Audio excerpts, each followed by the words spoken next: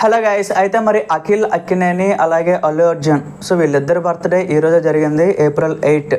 అయితే రెండింటికి సంబంధించి మనకైతే 2 అప్డేట్స్ అయితే విడివిడిగా ఇవ్వడం జరిగింది. అందులో మేజర్ హైలైట్గా ఏమైనా మాట్లాడుకోవాలి అంటే అల్లు అర్జున్ అట్లీ కాంబినేషన్ కోసం మాట్లాడుకోవాలి గైస్. అట్లీ అనే డైరెక్టర్కి ఒక పేరు ఉంది. సో తను చేసిన సినిమాలనే మళ్ళీ మిక్సీలో వేసి అటు ఇటు తిప్పి మళ్ళీ అదే చూపిస్తూ ఉంటాడు అని చెప్పి ఒక పేరు ఉందన్నమాట.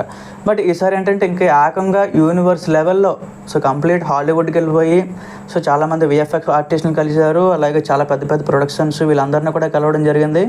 ఆ 2 minutes వీడియో చూసిన తర్వాత కూడా నాకైతే పర్వాలేదు, ఏదో కొత్తగా ట్రై చేస్తున్నాడేమో. సో స్టోరీ మేకింగ్లో ఇవన్నింటిలో ఎక్కడో లిమిట్స్ దాటేసి ఇంకా ఎక్కువ ఎక్స్ప్లోర్ చేయడానికి ట్రై చేస్తున్నాడేమో అని చెప్పి అయితే నాకు అనిపించింది అనమాట. ఎందుకంటే ఇప్పుడు అల్లు అర్జున్ గారి క్రేజ్ కూడా సో యాజ్ యూజువల్ పుష్ప సినిమాతో ఇంకెక్కడికో వెళ్ళిపోయింది అనమాట.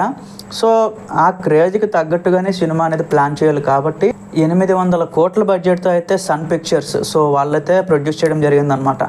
సో చూడాలి మరి ఎలాంటి స్క్రిప్ట్తో వస్తున్నారు. మరి ఆ వీడియోలో చూస్తే డైనోసార్లు ఉన్నాయి, ఏవో పాతకాలం జంతువులు ఉన్నాయి, సో స్పేస్ అంటున్నారు, ఏదేదో అంటున్నారు. సో నాకైతే కొంచెం ఇంట్రెస్టింగ్గానే ఉంది గైస్.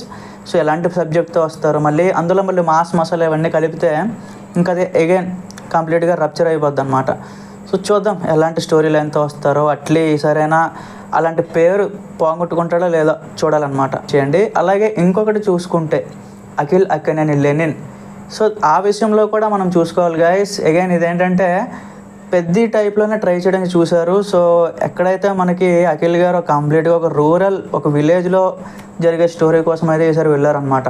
సో ఒకటే మైనస్ ఏంటంటే పక్కన శ్రీలీల అఖిల్ గారి కాంబినేషన్ ఎక్కడో అంతగా వర్కౌట్ కాలేదేమో అనేది నాకు పక్కగా అనిపించింది. ఒక సింగిల్ పిక్చర్తో డిసైడ్ చేయకూడదు. సో తమన్ గారి BGM యాజ్ యూజువల్ అలాగే వెళ్ళిపోయింది, పర్వాలేదు.